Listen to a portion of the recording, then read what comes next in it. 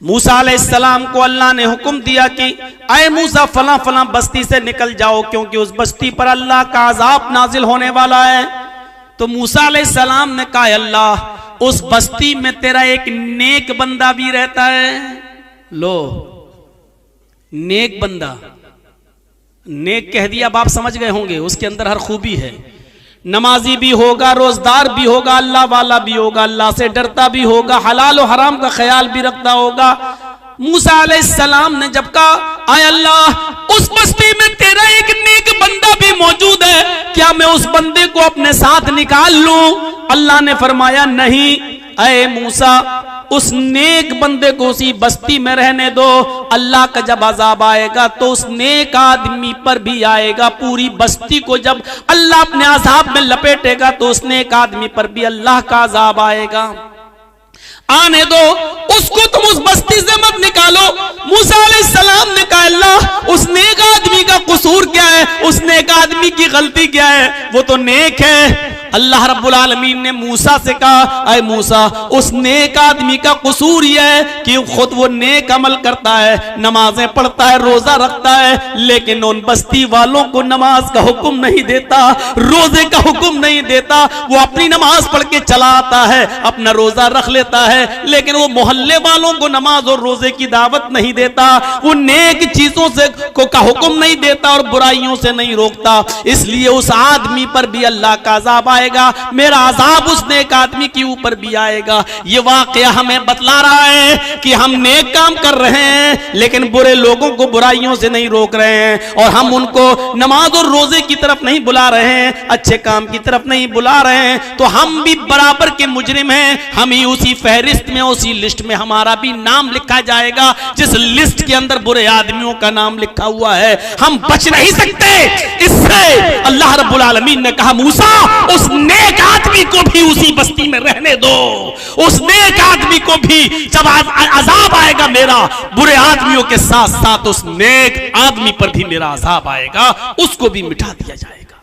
लेकिन दावत और तबलीग में भी अल्लाह रब्बुल आलमीन ने एक चीज की शर्त लगा दी है। जब किसी को नमाज की दावत दो, रोजे की दावत दो, हज की दावत दो, अच्छे काम की दावत दो, तो उसमें भी तुम्हारा लहजा, तुम्हारा अंदाज़े गुफ्तगू बड़ा नर्म होना चाहिए। उदउ इला सबील रब्बिका बिल हिकमा वल मौइज़तिल हसना।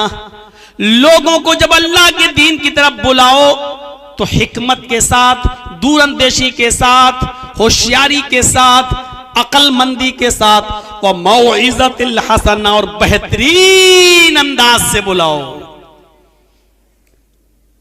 जा रहे हैं साहब, कुछ लोग कैरम बोर्ड खेल रहे हैं, आप चल चल नमाज पढ़ने, ये अंदाज नहीं होना चाहिए। क्रिकेट खेल रहे हैं, मरोगे तो पता चले, बंद कर, चल नमाज पढ़ने, ये अंदाज नहीं होना चाहिए।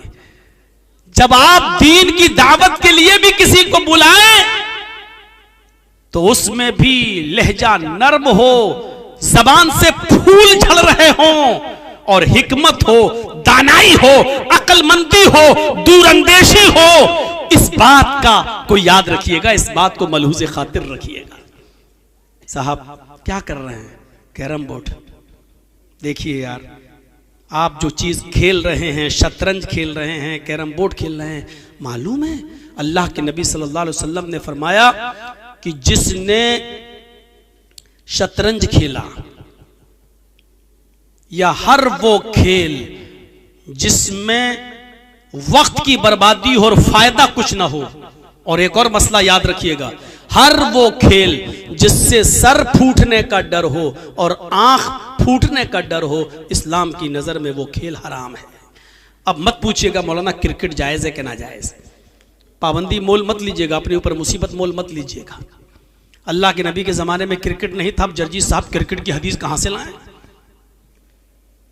एक उसूल बता दिया शरीयत ने, हर वो खेल जिससे सर फटने और आंख फूटने का डर हो, शरीयत में वो खेल हराम है। अब आपका हिसाब आसान हो गई है,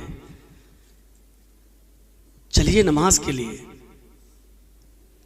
अल्लाह रब्बुल आलमीन हमारी हर हरकत को देख रहा है। आप नमाज पढ़ेंगे, आपको सवाब दिया जाएगा। हमें एक दिन मरना, इस दुनिया को छोड़कर जाना है, हमेशा के लिए कोई इस दुनिया के अंदर नहीं आया है, हमेशा आ भी नहीं सकता। जानते हो ना, एक बार अकबर बादशाह अपने गाल पर हाथ रखकर ऐसे सोच रहा था। बीरबल ने पूछा, अकबर बादशाह सलामत, क्या सोच रहे हो इतनी गहराई के साथ, दिमाग में क्या है? हम आपके वजीर हैं, मशवरा हमसे लेते हो, बताओ क्या सोच रहे हो? कहा अकबर ने कहा, बीरबल मैं सोच रहा हूं कि काश ये सल्तनत, ये बादशाहत हमेशा के लिए अगर होती तो कितना अच्छा होता। यानी एक बार जो मुझे मिल गई, काश ये हमेशा के लिए होती। जो एक बार बादशाह बन जाता फिर वो कभी नहीं उतरता, उसकी पूरी जिंदगी के लिए बादशाहत होती तो कितना अच्छा होता। तो बीरबल ने उसकी सोच को एक ही झटके में ये कहकर खत्म कर दिया, अकबर बादशाह बात तो सही कह रहे हो, लेकिन अगर इस उसूल पर कायम हो जाए, अल्लाह रब्बुल आलमीन के इस उसूल, अगर अल्लाह ने ऐसा उसूल बना दिया होता तो आपकी बारी कैसे आती? आपसे पहले वाला बादशाह भी तो यही सोचता कि हम जिंदगी भर रहें और कोई ना आए, तो आपकी बारी कैसे आती है? कैसे आती? भाई अल्लाह रब्बुल आलमीन ने ये उसूल इसीलिए तो बनाया ताकि सबको मौका मिल जाए, तो आपको भी मिल गया। हाँ यार तुम सही कह रहे हो, अगर यही होता तो फिर हमारा नंबर कैसे आता? कभी कभी बेवकूफ लोगों को भी बादशाहत मिल गई, ये सोचते रहते थे।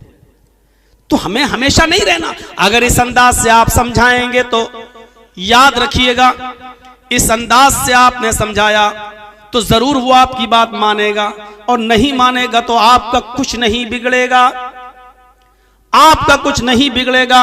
मेरे भाइयों, आपने अपनी मेहनत की है, नहीं अब आपका कुछ नहीं बिगड़ेगा, आपकी जिम्मेदारी खत्म हो जाती है। हजरत इब्राहिम अलैहिस्सलातु वस्सलाम ने 99 साल तबलीग की, 99 साल तबलीग करने के बाद भी उनके ऊपर एक भी आदमी इस्लाम नहीं लाया। इस्माइल तो उनके बेटे थे, इसहाक तो उनके बेटे थे, हाजरा तो उनकी बीवी थी, सारा तो उनकी बीवी थी, लूत अलैहिस्सलाम तो उनके भतीजे थे। ये लोग तो खुद एक नबी थे, इस्माइल नबी थे, इसहाक नबी थे, लूत नबी थे मेरे भाइयों। लेकिन 99 साल मेहनत करने के बावजूद भी इब्राहिम अलैहिस्सलाम के ऊपर एक्स्ट्रा कोई आदमी ईमान नहीं लाया, अलग से कोई आदमी ईमान नहीं लाया। तो इसका यह मतलब नहीं कि इब्राहिम अलैहिस्सलातु वस्सलाम की 99 साल की मेहनत बेकार हो गई। इस पर आदमी को निराश नहीं होना चाहिए, ना उम्मीद नहीं होना चाहिए। मेहनत कर रहा है, किया है, ठीक है।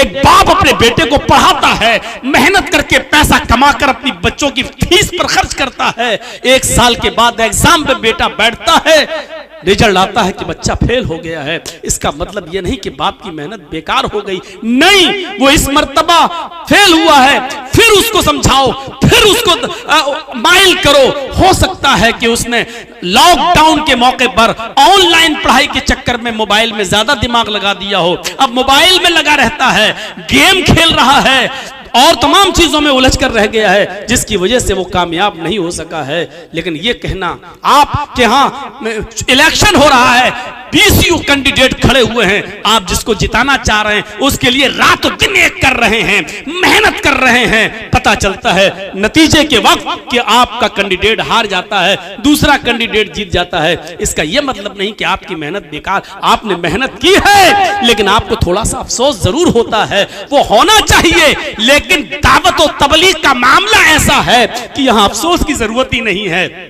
आपने दावत दी, उसने माना तो ठीक, आपको सवाब, नहीं माना तब भी आपको सवाब, क्योंकि हिदायत देना ना देना आपका काम नहीं है, हिदायत देना और ना देना ये अल्लाह रब्बुल आलमीन का काम है। तो मेरे प्यारे साथियों, हमें ये सोचना चाहिए, उदउ इला सबील रब्बिका बिल हिकमति वल मौइज़तिल हसना। कितनी प्यारी बात कही जा रही है, उदउ इला सबील रब्बिका बिल हिकमा, लोगों को हिकमत के साथ, होशियारी के साथ, दानाई के साथ अल्लाह के रास्ते की तरफ बुलाओ, दीन की तरफ बुलाओ, दावत और तबलीग की तरफ बुलाओ, वल मौइज़तिल हसना, और उसलूब अच्छा होना चाहिए। अब एक और चीज सुनिए, एक शख्स अल्लाह के नबी सल्लल्लाहु अलैहि वसल्लम के पास आता है। एक शख्स अल्लाह के नबी सल्लल्लाहु अलैहि वसल्लम के पास आता है और कहता है, बड़ी प्यारी हदीस है, सुनी होगी आपने, क्या अल्लाह के नबी मेरे अंदर 4 बुराइयां पाई जाती हैं। सुनिए, मैंने अपनी स्पीड स्लो कर दी ताकि आपके जहन में उतार सके हिकमत क्या है। अय अल्लाह के नबी, मेरे अंदर 4 गुनाह पाए जाते हैं, 4 बुराइयां मेरे अंदर पाई जाती हैं, लेकिन चारों नहीं छोड़ सकता। मौलाना जर्जीस से आप कहिए, जर्जीस साहब मैं शराब भी पीता हूं, स्मोक भी, हीरोइन भी यूज करता हूं, कैरम बोर्ड भी खेलता हूं, चोरी भी करता हूं, आप अगर कहें तो एक बुराई छोड़ दूंगा, तो मैं क्या कहूंगा, एक क्यों छोड़ेगा?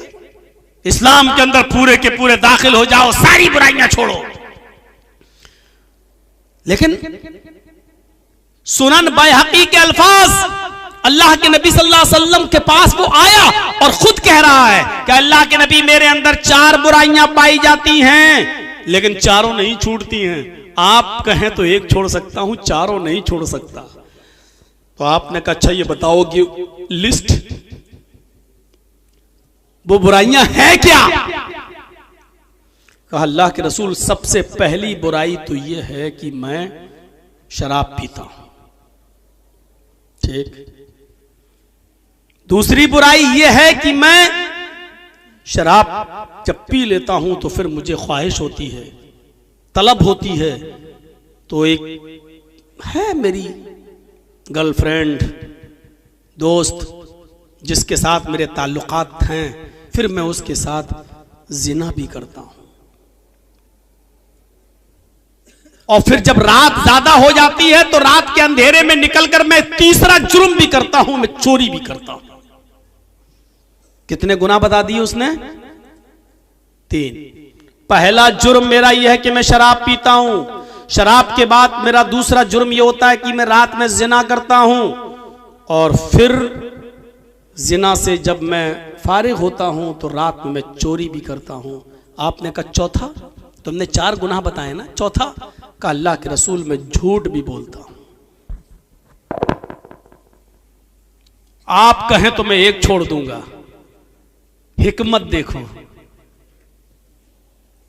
आप जानते थे कि अगर इसको ये कहूंगा नहीं चारों छोड़, तो गुस्से में भाग जाएगा, हो सकता है कि फिर बदअमल होकर मर जाए और जहन्नमी हो जाए।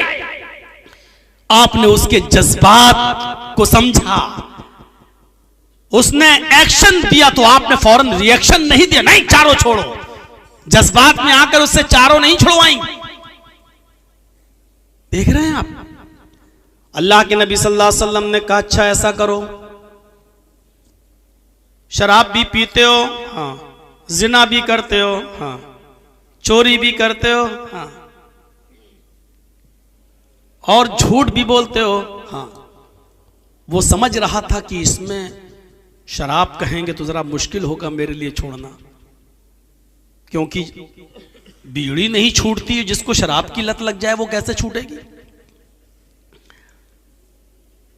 सोचने लगा कि देखिए, अभी अल्लाह के नबी शराब कहेंगे, चोरी भी कह सकते हैं चोरी छोड़ दो। अगर चोरी छोड़ देंगे तो दिन भर का गुजर बसर कहां से चलेगा? रात में चोरी करते तभी तो बीवी बच्चों को खिलाते हैं। सोच रहा है कि यह मुश्किल होगा, लेकिन नबी कहेंगे तो एक छोड़ दूंगा। अल्लाह के नबी ने कहा, अच्छा एक काम करो कि तुम झूठ छोड़ दो। इतनी तेज हंसता है, जैसे मोबाइल में कभी कभी यूट्यूब देखो तो कभी फिल्मी ड्रामे आ जाते हैं, जैसे उसमें क्रिमिनल लोग हंसते हैं करके, बड़ा खुश हुआ, हंसता चला जा रहा है, बहुत ज्यादा खुशी का ठिकाना नहीं। कहता है झूठ कहां का, मैं तो आपको बहुत बड़ा अक्लमंद समझता था। अरे अल्लाह के नबी, आप हमसे झूठ छोड़ने के लिए कह रहे? कहां? अरे शराब कहते तो मुश्किल था, जिना कहते तो मुश्किल था, चोरी कहते कोई एक, तो इन तीनों में से कोई एक छुड़वाते तो थोड़ा मुश्किल था मेरे लिए। आपने झूठ के लिए कह दिया। आपने कहा कि जाओ तुम सिर्फ झूठ छोड़ दो, कल आकर मिलना मुझसे। पूरी तकरीर सुनने के बाद यहां से जब जाओ ना तो पूरी तकरीर पर मत अमल करना, सिर्फ यही एक चीज लेके चले जाओ कि हम कल से झूठ नहीं बोलेंगे। कहना तो चाहिए आज से, लेकिन मैं कल से कह रहा हूं। चलिए, सिर्फ यही एक चीज लेके यहां से उठ जाइए, और कल शाम होने से पहले पहले मेरे भाइयों आप आधा आपकी जिंदगी चेंज हो जाएगी, आधी आपकी जिंदगी। उसने कहा अल्लाह के नबी ठीक है, हाथ यदक, हाथ बढ़ाइए। क्या कहता है? हाथ बढ़ाइए। अल्लाह के नबी ने कहा क्यों? बढ़ा दिया। उसने अपना हाथ नबी के हाथ पर रख दिया, ये लीजिए।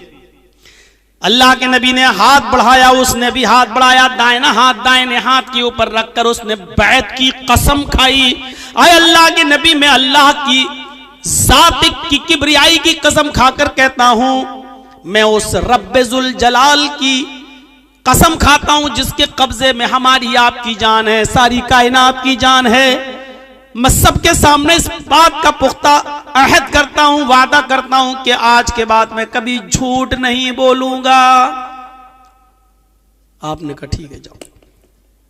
दिन भर खूब मस्ती में रहा, रात हुई, चलें शराब पीने चलते हैं। शराब के लिए चला भी गया, जहां से शराब हाथ लगती थी वहां से शराब हासिल भी कर ली। शराब की बोतल का ढक्कन भी खोल दिया। शराब अपने होंठों पर भी लगा ली, लेकिन पी नहीं सका। हाँ? हटा ली। अब देखिए, सोचता है अगर कब सुबह अल्लाह के नबी के पास अगर मैं गया और अल्लाह के नबी ने अगर मजाक में भी पूछ लिया कि कहो कल शराब पी थी या नहीं, अगर मैंने इस बात का इकरार कर लिया कि हां शराब पी थी, तो अगर मुजरिम खुद अपने जुर्म को कबूल कर ले तो फिर किसी गवाह की जरूरत ही पेश नहीं होती। अगर मैंने कह दिया कि शराब पी थी तो शरीयत ने शराब के 40 कोड़े मुतय्यन किए हैं। अल्लाह के रसूल हमें खड़ा करके कहीं 40 कोड़े ना पड़वाएं। अगर मैंने अपने जुर्म को खुद कबूल कर लिया तो ऐसा ना हो कि मुझे 40 कोड़े पड़वा दें। एक कोड़ा चमड़े का तो खाया नहीं जाएगा, 40 कोड़े कैसे खा सकता हूं?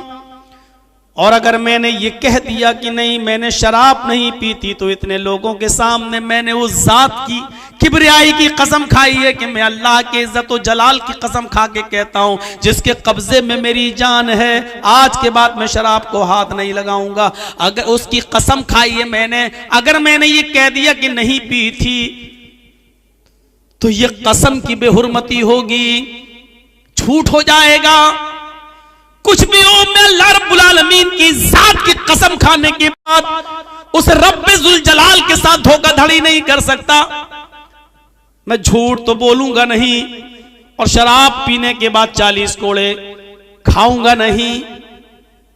चलो शराब छोड़ देता हूं, इसमें अर्जी क्या है, और तो कोई गुनाह बाकी है, चलो दूसरा करते हैं। एक गुनाह छूट गया। जिना के लिए जिस लड़की के पास इसके ताल्लुकात थे, जिस औरत के साथ उसके पास जाता है, अभी हम आगोश होता है, अभी अपने काम में लगता नहीं है कि सोचता है सुबह अगर मजाक में भी अल्लाह के नबी ने पूछ लिया कि तुमने कल जिना किया था या नहीं, अगर मैंने कह दिया कि हां किया था, तो मैं तो शादीशुदा हूं, मुझे दौड़ा दौड़ा कर पत्थरों से मुझे रज्म कर दिया जाएगा, मुझे मार दिया जाएगा। 100 कोड़े की सजा नहीं है, क्योंकि शादीशुदा इंसान अगर जिना करे तो उसको रज्म है, उसको संगसार कर देना है, पत्थरों से मार मार के उसको खत्म कर देना है। मुझे खत्म कर दिया जाएगा क्योंकि मैं खुद अपने जुर्म का इकबाल करूंगा, एक्सेप्ट करने वाला हो जाऊंगा। और अगर मैंने कह दिया कि नहीं मैंने जिना नहीं किया था, तो ये झूठ होगा। और मैंने रब्बुल जलाल को गवाह बनाया है, उसकी जात को मैंने गवाह मानकर कहा है कि मैं आज के बाद झूठ नहीं बोलूंगा, मैं उसकी कसम की बेहुरमती नहीं कर सकता। चलो इस औरत को भी लात मारता हूं, मैं बिल्कुल जिना से बच जाता हूं, मैं इसको छोड़ देता हूं। कल कौन संसार होगा, मुझे नहीं होना है।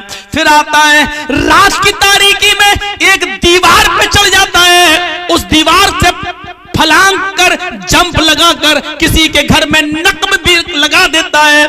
लकड़ी की बनी हुई अलमारी को तोड़ने में कामयाब भी हो जाता है, उसमें रखा हुआ तिजोरी का माल निकालने में कामयाब भी हो जाता है। भागने की कोशिश करता है, दीवार छलांग कर आने की कोशिश कर रहा है। फिर दिल में वही ख्याल आता है, अगर कल कहीं सुबह अल्लाह के नबी ने ये सवाल कर लिया कि तूने चोरी की थी या नहीं, अगर मैंने कह दिया हाँ चोरी की थी, हाँ मैंने चोरी की थी, तो फिर मेरा हाथ काटा जाएगा, क्योंकि अब किसी गवाह की जरूरत नहीं है, मेरा हाथ काट दिया जाएगा।